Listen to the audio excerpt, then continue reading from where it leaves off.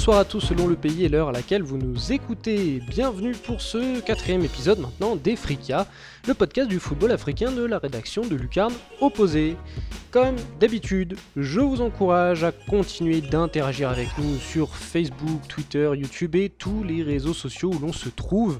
Vous êtes toujours plus nombreux à relayer nos différents podcasts, je le dis à chaque fois, et c'est toujours génial à observer, voilà, on ne peut que vous en remercier. J'en profite pour saluer en particulier Ibrahim Haroub, j'espère que c'est correct, je me base sur le pseudo Twitter, ainsi que Luis Cristovan, deux fidèles de la première heure d'Efrika.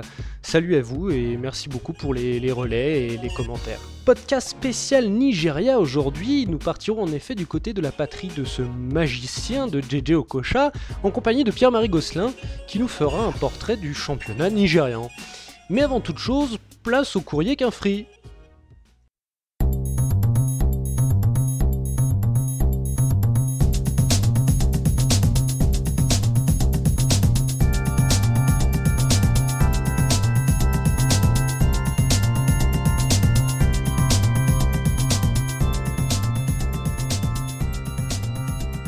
Nommé à la tête des Harambee du Kenya en novembre dernier, le sélectionneur belge Paul Pout a annoncé sa démission seulement 4 mois après son arrivée donc. Il se murmure que cette démission aurait pour but de le rendre disponible à une nomination en tant que sélectionneur de la Guinée. Une décision du vice-champion d'Afrique 2013 avec le Burkina Faso qui a surpris beaucoup de monde, d'autant qu'il s'était engagé avec le Kenya pour 2 ans. Une blague belge qui passe assez mal du côté de Nairobi. Les qualifiées africaines pour la prochaine Coupe du Monde féminine U17 en Uruguay sont connues. Le Ghana atomise Djibouti 19-0 au score cumulé. L'Afrique du Sud élimine le Maroc finger in the nose, 6-1 au total. Et dans la grosse affiche, le Cameroun réalise un gros coup en sortant le Nigeria grâce à un plus grand nombre de buts à l'extérieur. Les deux adversaires s'étant neutralisés 3-2 au final des 2 rencontres. Le VAR, la fameuse vidéo assistance, sera utilisé pour la première fois en Afrique en match officiel pour le compte de la Supercoupe de la CAF 2018. Celle-ci opposera samedi le Wydad Casablanca, vainqueur de la Ligue des Champions 2017, au TP Mazembe, sacré en Coupe de la Confédération la même année, au Mohamed V de Casablanca. Un stade légendaire dont l'histoire vous est racontée par Farouk Abdou dans le second numéro de Lucarne Opposée Magazine, sorti cette semaine. Ruez-vous dessus! En ce qui concerne la mise en place du VAR, du VAR, rappelons que les arbitres ont été formés à l'assistance vidéo durant le dernier Tchan, il y a donc un petit mois seulement. Les récompenses de l'année sont tombées au Nigeria. La NFFF vient d'annoncer les résultats lors de sa traditionnelle soirée de gala. Le joueur de Chelsea Victor Moses a été élu joueur de l'année, tandis que Kennedy Boboy, coach de l'équipe championne Plateau United, est lui aussi récompensé dans sa catégorie. Eh bien, en parlant du Nigeria, tiens, on va la faire courte pour aujourd'hui en ce qui concerne les brèves, et nous filons tout de suite au pays des Super Eagles, car à l'image de ce géant du continent, tant dans le football que la géopolitique, c'est un gros morceau qui nous attend pour ce podcast en vert et blanc. Yari.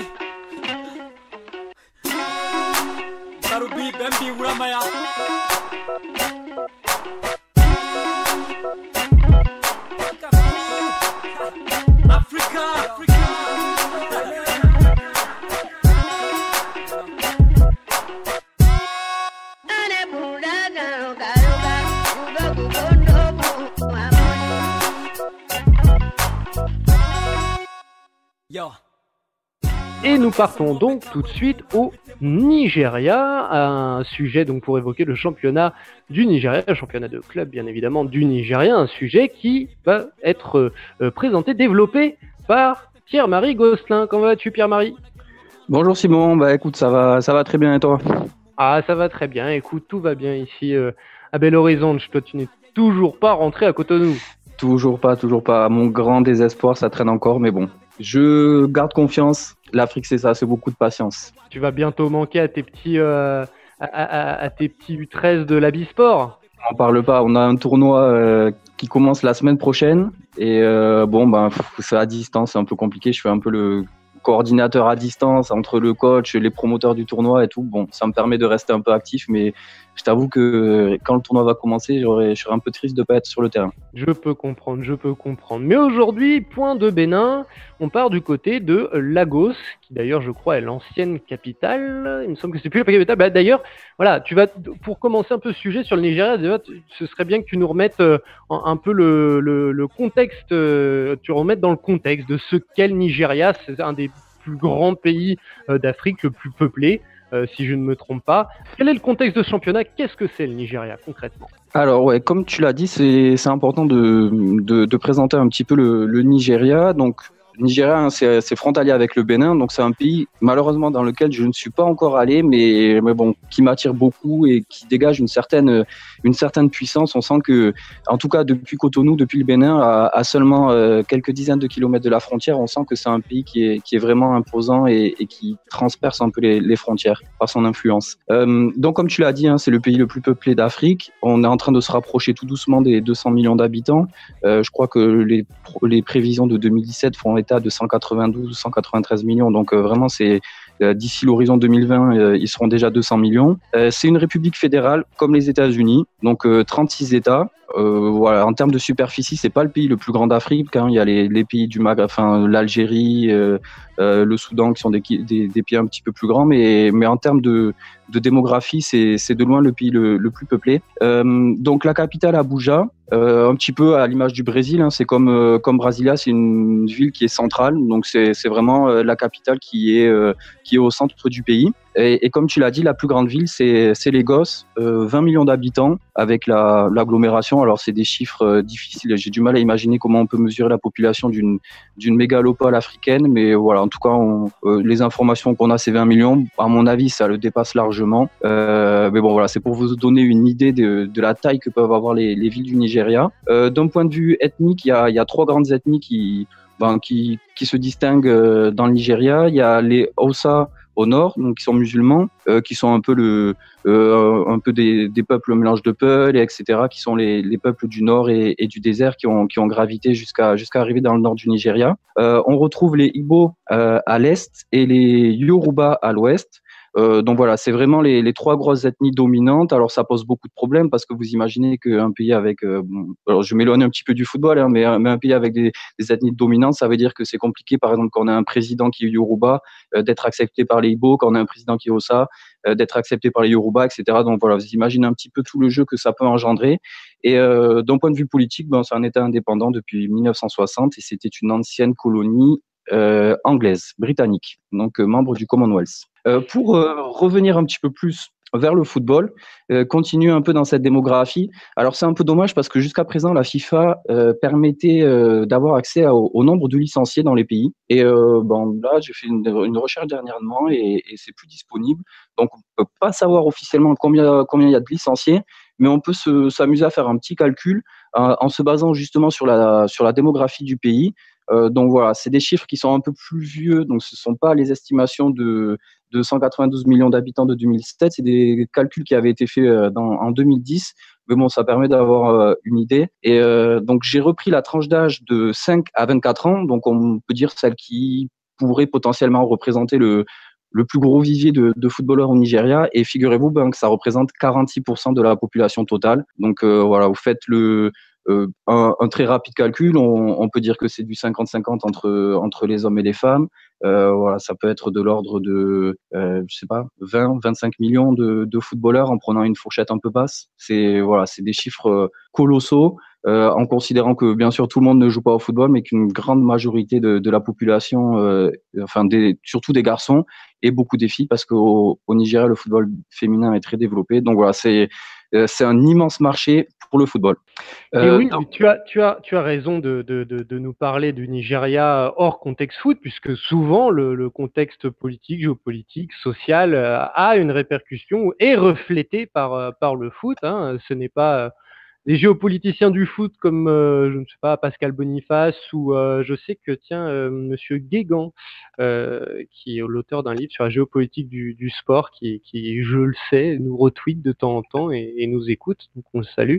Voilà, ils ne diront pas le contraire, donc tu as bien raison, moi je trouve, de remettre un contexte vraiment social et ethnique notamment pour entamer cette page sur le football nigérien de club.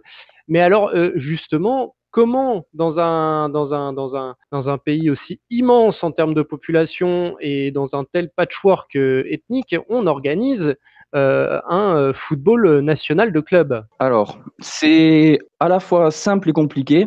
Donc, comme tu l'as dit, avec autant de population, c'est quand même, ça doit être difficile pour une fédération de pouvoir être structurée et organisée comme peut l'être la Fédération française de foot, par exemple, et avoir des clubs un petit peu dans chaque ville, dans chaque village, avec des catégories d'âge bien, disons, bien organisées. Je veux dire par là que le championnat des U9 ou des U13 aussi bien organisé que le championnat de première division. Donc voilà, ce n'est pas la réalité du Nigeria, mais malgré tout, il y a quand même une organisation de l'élite qui est plutôt pas mal. On a un championnat de première division qui en a sa 47e saison, donc sa 28e professionnelle. Donc vous faites rapidement le calcul, quand pratiquement le championnat est arrivé une dizaine d'années après l'indépendance du pays. Ce qui est intéressant, c'est pour ce championnat de première division, c'est de savoir que la fédération et la ligue nigérienne ont effectué un partenariat avec la Liga, donc la Liga des footballs en Espagne, et le Botola, donc le championnat du Maroc, pour essayer de se développer, justement pour améliorer son organisation et son efficacité. La preuve, le championnat se déroule de septembre à juin, donc à l'image du championnat de la Liga en Espagne et du Botola au Maroc. Et puis c'est un peu les devants, ils ont un petit peu pris les devants, disons, par rapport à la CAF, puisque vous le savez, la Ligue des champions africaine et la Coupe de la Confédération africaine l'année prochaine se joueront sur un calendrier non plus annuel de janvier à décembre, mais plutôt sur 2 saisons, voilà, de septembre à juin. Donc voilà pour la première division. Donc ce championnat a 20 équipes. Les équipes qui jouent en première division et dans les autres compétitions professionnelles peuvent aussi, ont également droit à une coupe, la FA Cup et la Super Cup. Un détail qui est très important, surtout pour les suiveurs du football africain. Dans le championnat du Nigeria, tous les matchs se jouent le dimanche. C'est une très bonne initiative parce que quelque part, ça permet d'avoir une grande clarté. On sait que le dimanche, c'est le jour du championnat, etc. Donc, ça permet d'harmoniser un petit peu tout le suivi du championnat. Et c'est très rare en Afrique, donc c'est très important de le souligner. Pour rappeler, parce que tu parles de football le dimanche, donc la messe footballistique du dimanche, le Nigeria est un pays chrétien, ma grande majorité. Alors, c'est un pays à majorité chrétienne, mais avec aussi énormément de musulmans. Il y a beaucoup de diversité, il y a aussi beaucoup d'animisme, mais en majorité, c'est un pays chrétien.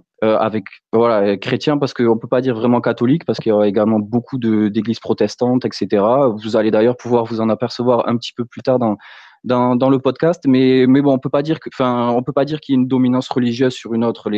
Que ce soit chrétien ou musulman au Nigeria, les deux cohabitent, et je pense que c'est difficile de dire qu'il y a une religion qui domine, même si les chiffres même si les chiffres nous disent qu'il y a plus de chrétiens, pardon. D'accord. Et sur ces matchs qui se jouent le dimanche, c'est important parce que, voilà, par exemple, pour prendre l'exemple du championnat voisin au Bénin, on a des matchs de championnat qui s'étalent du lundi au dimanche. Donc voilà, c'est difficile de savoir quand son équipe joue, etc. Il y a vraiment pas d'harmonie là-dedans.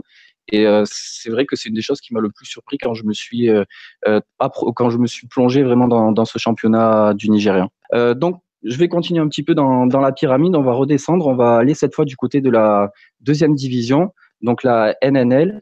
Elle est plus à 20 équipes, mais à 32 équipes. Donc, le Nigeria étant quand même assez vaste d'un point de vue géographique, ils ont divisé le championnat en 4 groupes.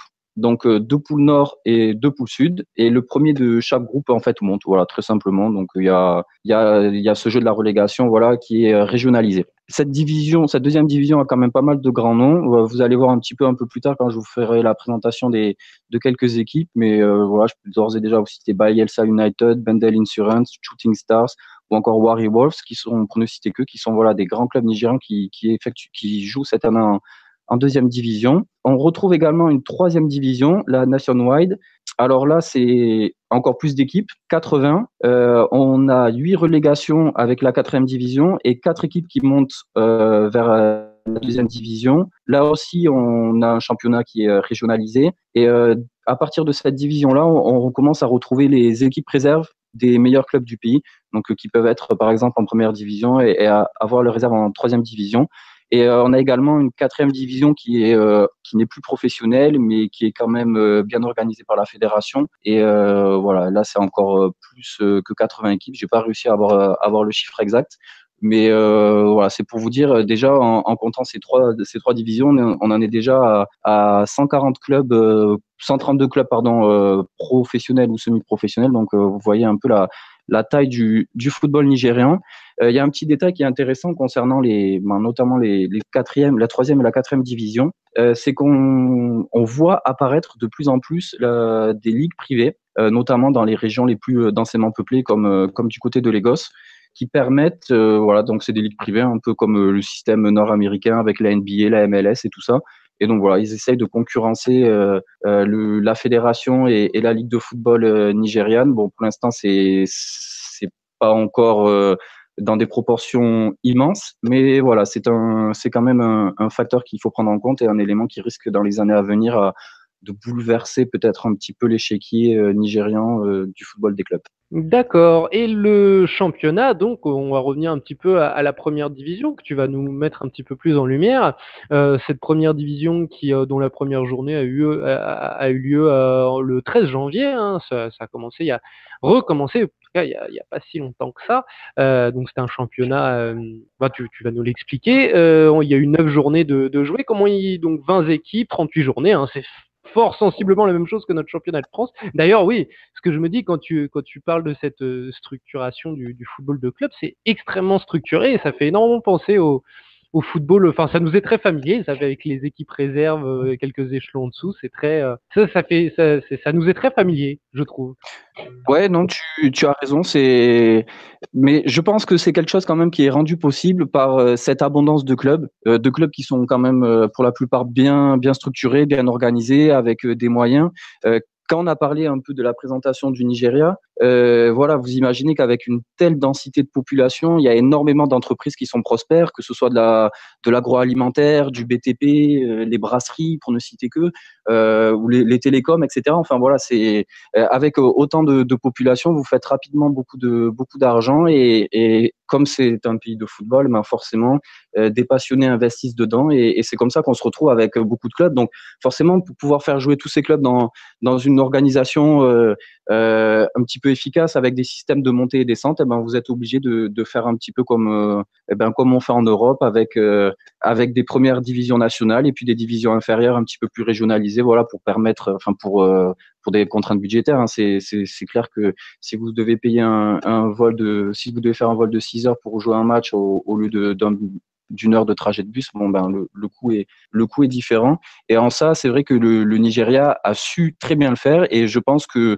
le soutien, que ce soit de la Liga et du Botolan, n'est peut-être pas étranger à une si bonne organisation parce que c'est quand même professionnel depuis 90, c'est pas négligeable et voilà, ça montre que le Nigeria n'est pas un grand pays africain par hasard et que même si la stabilité politique ou économique n'est pas forcément de rigueur tout le temps, voilà, dans la structure quand même de son football, elle a réussi à se stabiliser depuis son lancement en 90. Enfin voilà, c'est important, c'est pas évident forcément à chaque fois dans tous les pays d'Afrique, donc c'est à souligner. C'est sûr, oui, c'est à saluer.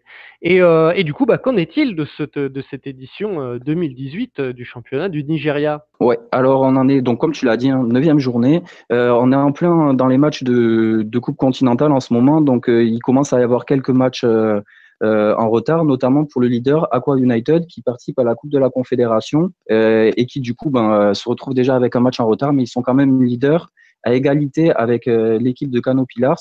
Tous les deux ont 16 points. Plateau United, qui est le champion en titre, et donc troisième avec 15 points. Et pour débouler jusqu'à la fin du classement et à la 20e place où l'équipe de Niger est dernière avec 9 points. Pourquoi je viens directement au dernier? C'est parce que vous voyez, entre le premier et le dernier, on a seulement, donc le calcul très rapide, de 16 à 9, c'est 7 points d'écart. Après 9 journées, c'est pas énorme. Ils ont déjà 3 victoires, donc un dernier de classement à 3 victoires, c'est pas forcément très commun. Je crois qu'en Italie, Benevento a mis pratiquement 3 mois pour gagner son premier match ou 4 mois pour gagner son premier match. Donc voilà, c'est pour souligner un petit peu ce qui fait la caractéristique du championnat nigérien, c'est qu'il est très très homogène. Beaucoup d'équipes se tiennent en très peu de points, c'est comme ça chaque année. Donc vous avez 20 équipes, donc 20 équipes, ça fait autant de matchs qu'en Ligue 1, et pourtant le champion à la fin de l'année peut se retrouver avec seulement 60 points ou plus.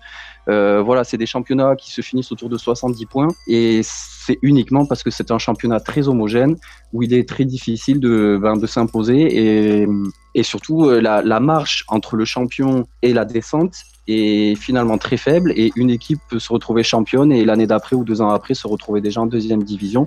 Voilà, pas parce qu'ils ont forcément blessé, mais parce que les autres autour sont tout aussi compétitifs qu'eux, et que la moindre erreur se paye cash, que ce soit dans le management, dans les transferts, etc. Donc voilà, c'est un championnat qui laisse pas trop la place aux erreurs. Et d'ailleurs, je te propose qu'on avance un petit peu et que je vous présente un peu les grands clubs du pays. Mais c'est ce que j'allais dire, parce que tu nous as parlé du coup d'un championnat homogène où l'erreur était peu permise, où voilà, beaucoup d'équipes pouvaient s'imposer, et si beaucoup d'équipes peuvent s'imposer, ça veut dire qu'il y a beaucoup d'équipes intéressantes. Toutes les équipes sont intéressantes, hein, attention, lucarne opposée, on n'est pas du genre à favoriser les gros aux dépens des petits, hein. Tout le football est intéressant, c'est comme le principe de lucarne opposée. Mais voilà, il y a peut-être du coup un peu plus d'équipes à mettre en lumière pour une introduction sur le Nigeria. S'il y a autant de champions possibles, alors tu nous as déjà cité quelques noms, mais est-ce que tu peux nous présenter un petit peu tous ces grands protagonistes du championnat nigérien? Avec grand plaisir. Donc pour cette présentation, je me suis pas cassé la tête, j'ai pas été essayé de chercher quels sont les clubs les plus populaires, etc. Je suis parti simplement du nombre de titres en allant du club le plus titré au club. Bon, il y a beaucoup de clubs qui ont un seul titre, vous allez comprendre, mais je me suis attardé à ceux qui avaient des profils intéressants. Mais honneur au plus grand et en tout cas à celui qui a gagné le plus de titres. Il s'agit de Enyimba. Alors Enyimba, qui est actuellement en première division, ils sont d'ailleurs 4e au championnat avec 14 points, donc à seulement 2 points des leaders. Enyimba, ça veut dire éléphant, ça veut dire éléphant du peuple en Igbo. Donc c'est la plus grande équipe de l'ethnie Igbo. 7 titres de champion, tous conquis entre 2001 et 2017. C'est un club qui est situé dans le sud-est. Hein. Là, c'est le sud-est du Nigeria, c'est la région où les Igbo sont le plus présents. Donc si le club a remporté son premier titre en 2001, il a quand même été créé bien avant, puisqu'il est là depuis 1976.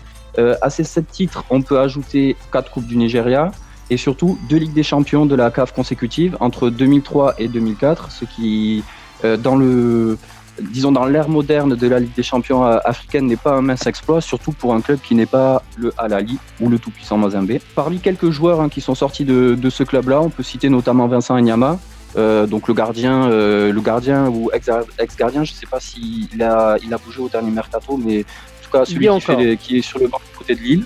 Il y a encore. Et donc c'est dommage parce que c'est mal parti pour lui pour la Coupe du Monde, parce que justement Gernot Rohr, le sélectionneur, avait dit que si Vincent Enyama ne joue pas, ce sera quand même compliqué de le faire partir en Russie. Et je t'avoue que c'est vrai que en parlant de lui, c'est là où je me rappelle, est-ce qu'il a bougé?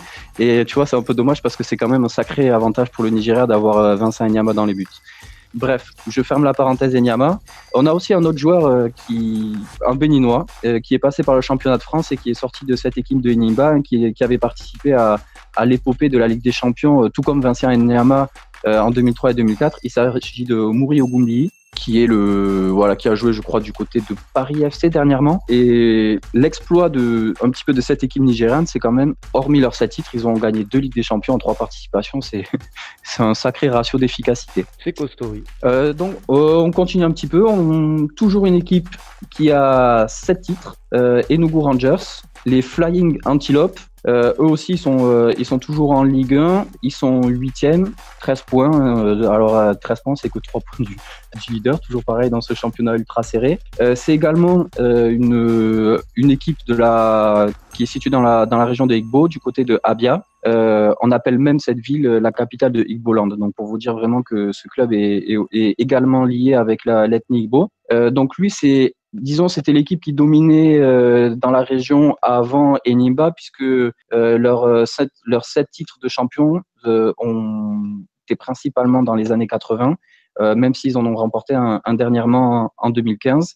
Cette équipe-là a quand même fait 2 finales continentales qu'elle a remportées en 75 et en 77, et ils ont été éliminés l'an dernier au premier tour en Ligue des Champions. Voilà, donc on continue un petit peu. Cette fois-ci, on part du côté de Lagos, donc plutôt dans la région des Yoruba, où on va parler des Shooting Stars d'Ibadan. Alors eux, ils sont actuellement en 2e division. Ils ont remporté 5 titres. Ça fait depuis presque 10 ans qu'ils font l'ascenseur entre première et 2e division. Ils ont du mal à retrouver leur lustre d'antan, comme on dit, et surtout la période où ils régnaient sur l'Afrique, puisqu'ils ont remporté une Coupe des Coupes en 1976 et une Coupe de la Confédération en 95. Et ce club d'Ibadan peut quand même se vanter d'avoir formé le meilleur buteur des Super Eagles du Nigeria, qui n'est autre que Rashidi Yekini. Et rien que pour ça, voilà, ce club mérite d'être dans le panthéon du football nigérian.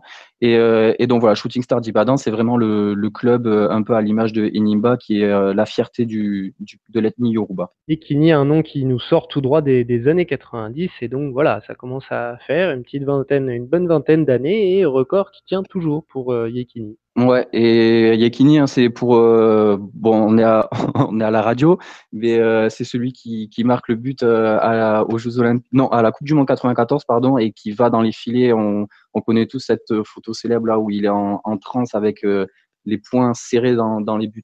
Donc après Shooting Stars, on va continuer. Donc Heartland FC, qui est une équipe aussi qui est plutôt située en territoire Igbo, dans la même zone, hein, donc Enyimba et Enugu, pardon. Eux, ils ont remporté 5 titres, même chose, en fin des années 80, puisqu'ils ont remporté 5 titres entre 87 et 93. Donc ça a été vraiment très concentré. Ils ont eu une pique de performance qui leur a permis de devenir un grand club nigérian. Ajouté à ces 5 titres, c'est 5 coupes. Et si Heartland FC Owerri, ça ne parle pas forcément à ceux qui suivent le championnat, c'est parce qu'avant, il s'appelait Iwanyanu National. Et ce changement s'est fait en 2006. Donc voilà, c'est une équipe qui a surtout brillé dans le passé, vous l'aurez bien compris. On continue. Des équipes qui ont toujours 5 titres de champion, c'est les Kano Pillars. Kano Pillars, donc, qui est en première division et qui est même, vous l'avez bien noté, en 2e position dans le championnat actuel. Kano Pillars, c'est donc une équipe qui est située dans le nord, du côté de Kano, comme son nom l'indique. Et là, du coup, on se retrouve plutôt en territoire Ossa. Et donc, c'est le club, c'est le plus grand club de la région, et c'est le club qui représente un petit peu la communauté Ossa. Pour eux, les résultats sont un petit peu plus récents. C'est un club qui parle à ceux qui suivent un peu le championnat africain, enfin la Ligue des champions africaine, puisqu'ils ont remporté leurs 5 titres entre 2008 et 2014. Donc voilà, un peu à l'image de la description précédente de Heartland. C'est toujours dans un laps de temps très court que le club a constitué son palmarès.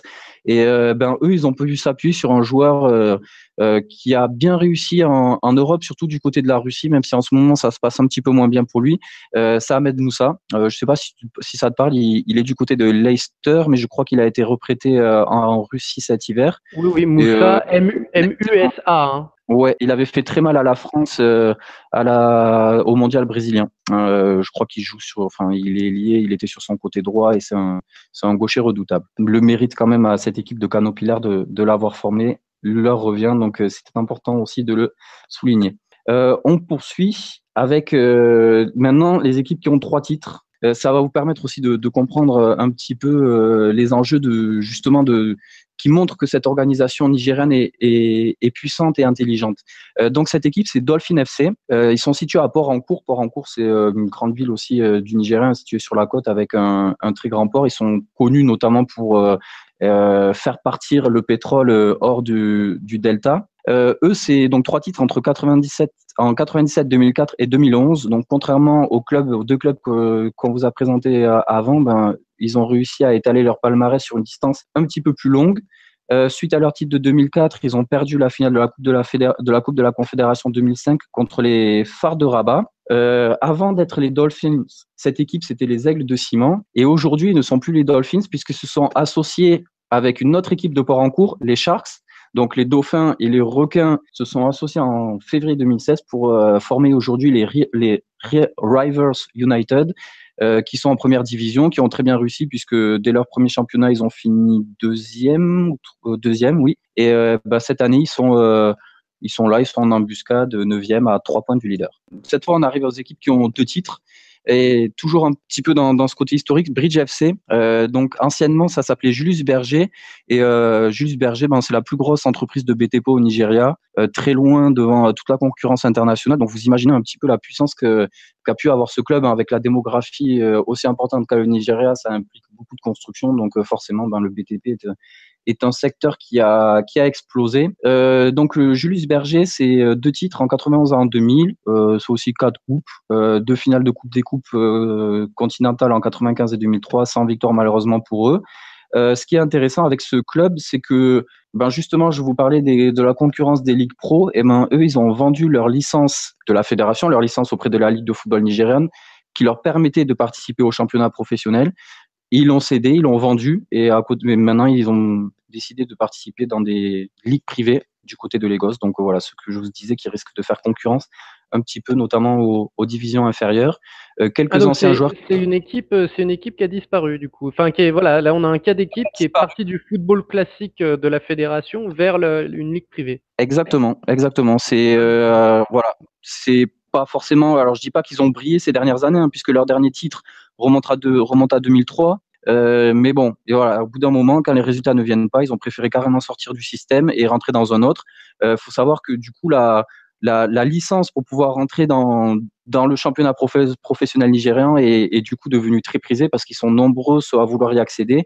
Et en achetant une licence, en fait, ça permet d'éviter de faire tout le parcours qui commence de la 4e division pour essayer de se qualifier jusqu'à la première, ce qui est pas forcément très aisé. Quand même, cette équipe a formé pas mal de bons joueurs. Quand je vais te donner la liste, tu vas tout de suite comprendre. Taribo West, Sunday au lycée, Samson Siasia, qui était le sélectionneur, qui a été pendant un petit moment la sélectionneur du Nigeria, qui est adjoint de Garnotror, et Emmanuel Amunike, qui a joué du côté, je crois, de Newcastle. Donc voilà, c'est un club qui quand même a compté, et notamment par le nombre des Super Eagles qu'il a formé, et voilà, qui permet aussi d'avoir un exemple de ces clubs qui disparaissent et qui vont en ligue privée. C'est sûr que oui, là ça me parle. Taribo West, nul besoin de le présenter, ancien Auxerrois et interiste, avec ces 2 petites couettes colorées vertes, comme les couleurs du Nigeria. Et après, moi j'adore, c'est Amunike aussi, ça évidemment ça me parle, et Sunday au lycée. Moi, Sunday au lycée, ça m'évoque un but sublime en 98 contre l'Espagne à la Coupe du Monde. Ouais. Une frappe lointaine, un peu, je sais plus, c'est une demi-volée ou un truc, mais une patate monstrueuse et superbe qui m'avait ébloui étant gamin. Ouais, je te comprends. Ça faisait une sacrée paire entre Sunday au lycée et JJ Okocha. Je m'en souviens très bien. On poursuit avec toujours des équipes comme Julius Berger, comme Bridge FC, qui ont remporté 2 titres. Bendel Insurance. Donc voilà, j'en ai parlé un tout petit peu avant. Leur surnom, les Vipères du Bénin, c'est toujours sympa aussi de donner les noms de ces équipes-là, parce qu'ils ont parfois des noms assez sympas. Du Bénin, pourquoi? Parce qu'il y a une ville au Nigeria qui s'appelle Benin City. Il y a une région qui s'appelle Bénin. Et donc c'est l'équipe de Benin City. Donc ils jouent cette année-là en 2e division. Donc ajouté à leurs 2 titres de champion, on peut noter la formation d'un prodige du football nigérian qui n'est autre que JJ Okocha. Voilà, rien que pour ça, on était obligé de les mettre dans notre dans notre liste. JJ. Juste, Il y a- juste, et, voilà, chers auditeurs, les plus jeunes qui n'ont pas connu JJ Okocha, YouTube, JJ Okocha, il y a des compiles de 10 minutes, un quart d'heure, je pense, juste de ces gris-gris, on est sur du monstrueux avec JJ. ouais, ouais, et je pense que Oliver Kahn, hein, le gardien du Bayern, le mythique gardien de l'Allemagne, se souvient encore de son but. Je crois que c'était du Avec Côte Bousse, si ma mémoire est Francfort. Moi, c'est l'Eintracht Francfort. probablement, et où il dribble un petit peu comme l'avait fait Zlatan avec l'Ajax, toute la défense, et il s'amuse un petit peu des défenseurs avant de marquer. Et aussi, c'est vrai que je voulais aussi vous parler pour revenir sur son club, hein, donc il a formé Bendel Insurance. Je voulais en parler aussi parce que vous voyez, donc Bendel Insurance, c'est le nom d'une compagnie d'assurance. Donc c'était eux qui ont au début administré le club, qui l'ont financé, etc. Donc comme je vous disais, hein, il y a des compagnies qui font beaucoup d'argent du côté du Nigeria avec passion pour le foot, s'investissent dedans. Et l'équipe s'appelle toujours Bendel Insurance, mais la compagnie d'assurance n'a plus rien à voir avec le club, puisqu'aujourd'hui, c'est carrément le gouverneur de l'État qui l'administre et qui le gère. Donc, on pourrait dire que c'est un club administré par une entité publique, donc par l'État. Mais malgré tout, ils ont gardé leur nom historique. Donc, voilà, c'est ça aussi le Nigeria. Beaucoup de clubs du Nigeria sont soutenus et sont ardemment soutenus par leur État, par leur État fédéral, hein, comme je l'ai expliqué au début, c'est divisé en États. Donc c'est vrai que pour un État, pour un gouverneur, c'est important d'avoir une équipe de sa région qui brille, et c'est pour ça qu'on retrouve on est fait un petit peu des super clubs par région pour être présent en première division. Maintenant, on va se rapprocher. Alors là, c'est pas forcément des clubs qui ont des palmarès importants, mais on se Oui, rapproche on un peut petit peut-être peu. il y en a beaucoup, donc tu peux peut-être nous les citer rapidement et nous en sortir une ou deux comme ça à mettre en lumière. Ouais, exactement. En fait, c'est ce que je voulais faire. Du coup, là, je vous ai cité tous les clubs qui ont remporté plus de 2 titres du Nigeria. Et en partant du premier, hein, donc Eniba et Enugu Rangers qui en ont 7, jusqu'à Bendel qui en a 2. Et donc maintenant, là, c'est plutôt des clubs qui ont remporté un titre, mais qui ont un parcours un petit peu spécial et des anecdotes un petit peu croustillantes. On va commencer par Plateau United. Plateau United, c'est le champion en titre. Cette année, ils sont troisième, hein, dans le championnat. Ils sont pas encore largués. Pardon, j'étais en train de les chercher. Troisième avec 15 points, donc à un point du leader. Ils sont dans la course. Ils ont fait un plutôt pas mauvais début de saison. Tu l'as dit dans les brèves, hein, son entraîneur Kennedy Boboy vient d'être élu meilleur entraîneur du Nigeria. Donc c'est une équipe Plateau United qui se situe dans le nord, dans la ville de Jos, donc plutôt du côté de Kano. Et il y a un truc qui est complètement fou avec cette équipe, c'est que si on remonte en 2013, il y a des soupçons, enfin qui sont plus que des soupçons, il y a eu une affaire de match truqué pour leur équipe réserve. Donc pas pour l'équipe Plateau United principale qui joue la première division, mais pour leur équipe réserve qui jouait donc à l'époque la quatrième division. Je te laisse deviner. Enfin bon, je vais pas te laisser deviner parce que ça va prendre des plombes, mais je te donne le score du match contre leur adversaire qui était Akrouba FC, 79-0.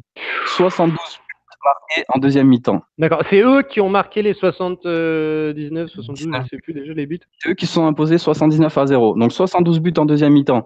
Dans la même journée, donc il y avait un deuxième match qui impliquait 2 autres équipes de la même poule. Donc Police Machine contre Baba Yaro FC. Et là, le score 67-0, 61 buts en deuxième mi-temps. Donc forcément, c'est trop gros pour être vrai. Les équipes, les joueurs, tout le monde a été banni pendant 10 ans. Donc, ça ne concerne pas l'équipe de Plateau United qui joue la première division, mais par contre, la réserve, elle, a été dissoute. Pour l'équipe, là, parmi les 4 équipes, hein, donc il y a une équipe qui s'appelle Baba Yaro FC. Je me suis quand même inquiété parce que je ne sais pas si ça te parle, Célestine Baba Yaro, un ancien joueur de Chelsea, notamment, hein, qui avait joué avec l'entraîneur de Bordeaux actuel, à Gustavo Poyet, et qui avait remporté la médaille olympique en 96. Et je me suis demandé si c'était son équipe parce que ça s'appelle quand même Babayaro FC, et il faut savoir que Célestine Babayaro a été formée à Plateau United. Donc c'est clairement sa zone. Et bon, j'ai pas réussi à savoir si c'est exactement son club. En tout cas, ce qui est sûr, c'est que ça s'est pas trop bien fini pour lui, puisque j'ai appris qu'il a dû se déclarer en faillite. Donc ses gains gagnés dans sa carrière de footballeur en Europe ont dû être pas très très bien gérés. Et j'espère qu'il est étranger à cette mascarade-là, parce que quand même, sincèrement, Simon, 79-0 et 67-0 en football, c'est quand même assez fou, quoi. Ça fait 2 buts par minute. Ils ont mis 72 buts. Voilà, c'est ce que j'allais te dire, c'est que du 79 ou du plus de 60 buts, même du plus de 50 buts, pour ceux qui ont joué un match de 90 minutes, faut les caser. Même si on te laisse marquer, faut les caser. C'est pas facile à caser. Voilà, il y a que 45 minutes par mi-temps. Mais oui, enfin surtout une mi-temps, donc il y a que 45 minutes puisque tu le dis que Ouais, la plupart des buts sont marqués en deuxième mi-temps. Et oui, bah voilà, c'est beaucoup trop gros. Je veux bien qu'il y ait des scores énormes, comme je me souviens d'un Australie Samoa américaine où on est voilà, c'est à peu près plausible parce que l'écart de niveau était énorme, mais sur du 30-0, quelque chose comme ça. Mais non, non là, c'est pas possible.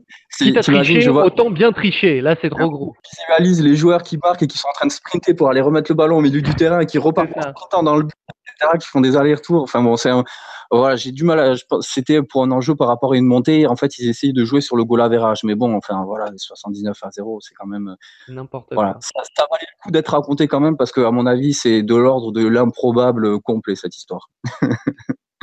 On poursuit un petit peu dans des clubs comme ça qui ont un titre et un parcours assez incroyable.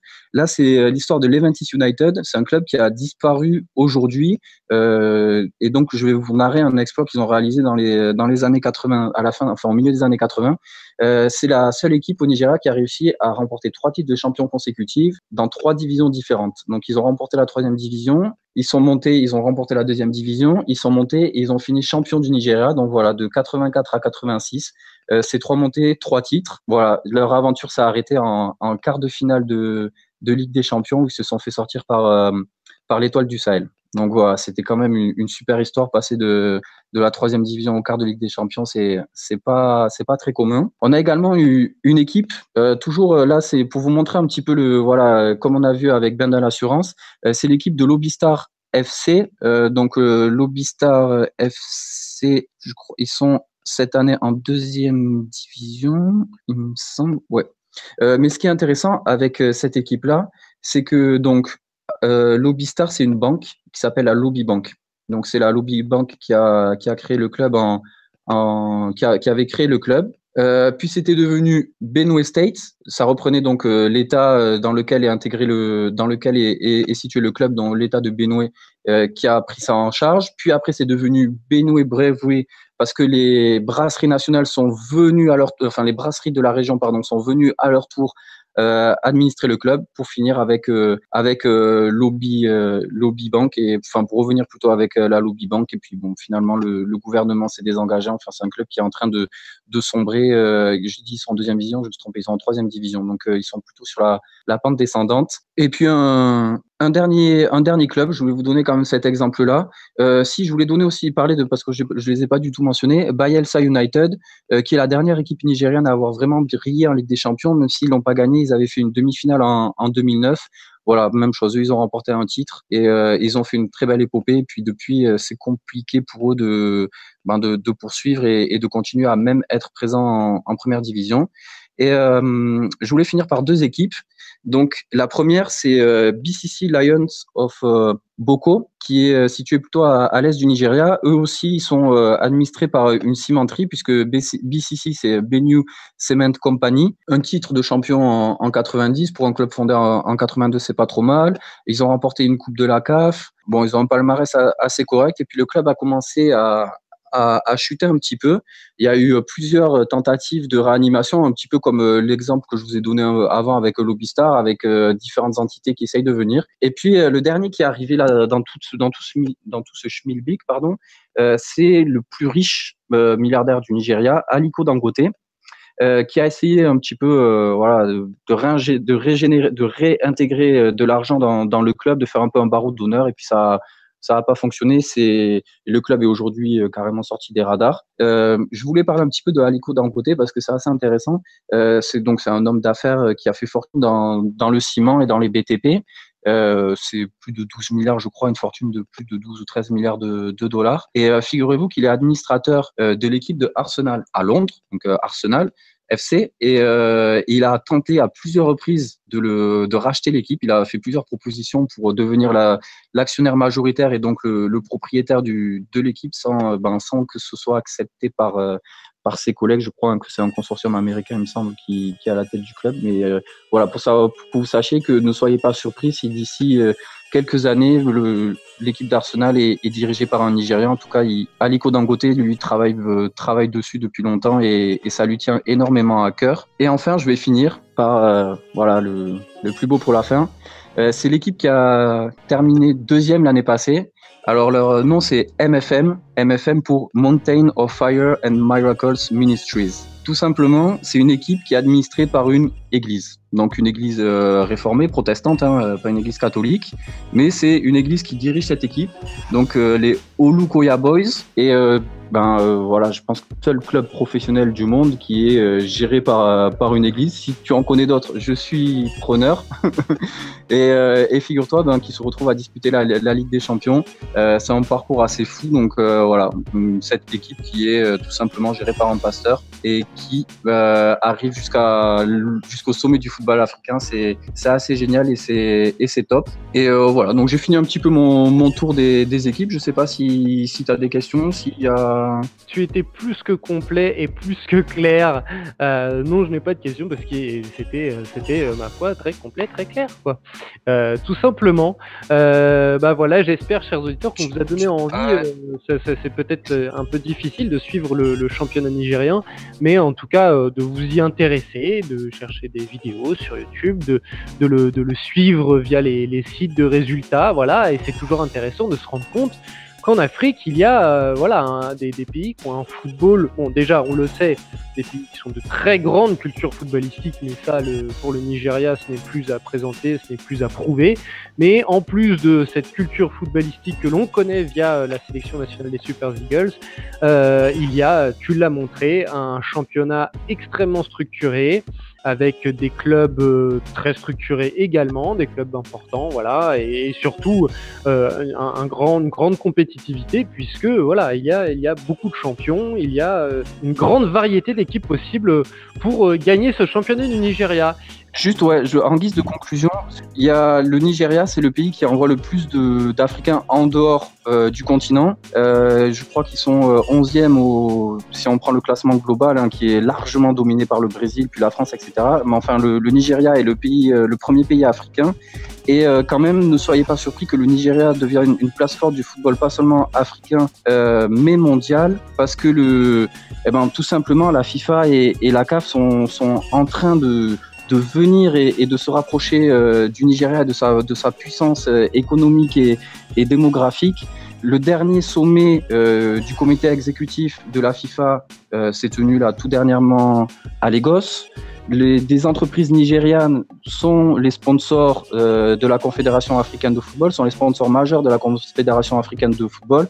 Ils sont appelés à l'avenir à détrôner les sponsors comme celui qui est actuel Total ou comme le précédent qui était Orange, qui sont plutôt des entreprises européennes. Et voilà. Et donc c'est pour dire que la FIFA aussi est en train de commencer à avoir des sponsors qui sont des entreprises nigérianes. Donc le Nigeria, en plus d'être un pays de football, va devenir vraiment une nation forte dans l'échiquier du football africain, mais aussi mondial. Voilà. Et voilà. Merci. Voilà, ce sera le point final de ce sujet sur le championnat du Nigeria. Merci beaucoup, PM. On se retrouve la prochaine fois pour parler des compétitions continentales qui auront passé un cap. Avec grand plaisir. Salut Simon, à bientôt. Merci à tous de nous avoir suivis pour cette 4e émission spéciale Nigeria. Donc, n'oubliez pas de venir nous solliciter sur les réseaux sociaux. J'espère en tout cas que l'émission vous a intéressé, que vous en avez appris autant que moi sur ce grand pays du football africain. Et bien, quant à moi, je vous dis à très bientôt pour un nouveau numéro d'Efrikia. Salut les amis!